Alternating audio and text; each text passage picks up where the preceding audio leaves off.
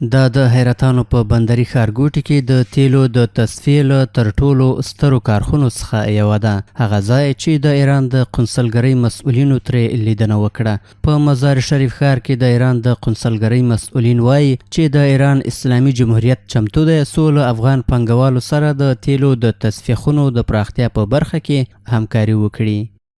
ما انشاءالله این آمادگی رو داریم که با عزیزان هماهنگی و همکاری رو داشته باشیم و مجموعه سرکنسولگری و بخش اقتصادی سرکنسولگری آماده همکاری با عزیزان هست. خواستی این پالایشگاه ها یا مالکین این پالایشگاه ها این است که نظام امارت اسلامی باید برایشان فرصت بدهد تا اینا ظرفیت این پالایشگاهشان بالا ببرن و مطابق استانداردهای جدیدی که فعلا نظام امارت اسلامی را انتخاب کرده خود عیار بسازند.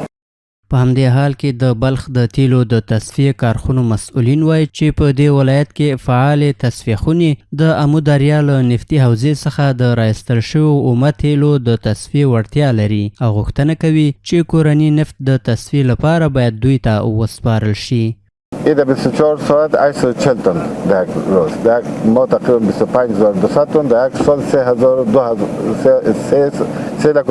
تن تولید میکنم. همدارنګه د بلخ ولایت د صنعت او سوداګرۍ ریاست مسؤلین د تیلو د تصفیې کارخونو ملاتړ له خپلو کاري لومړیتوبونو څخه بولي او په دې برخه کې د همکارۍ او ملاتړ ډاډ ورکوي.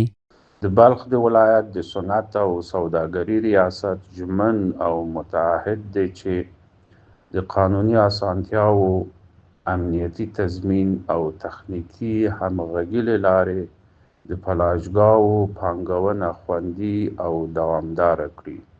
دا په داسې حال کې ده چې تر دې وړاندې د کانونو او پترولیم وزارت اعلان کړی و چې د امو دریا له نفتي حوزې څخه ترلاسه شوي 18,000 ټنه اومه تیل د داوطلبۍ له لارې د شاوخوا 700 میلیونه افغانیو په ارزښت د تیلو په یوې تصفیې خونې وپلورل شول.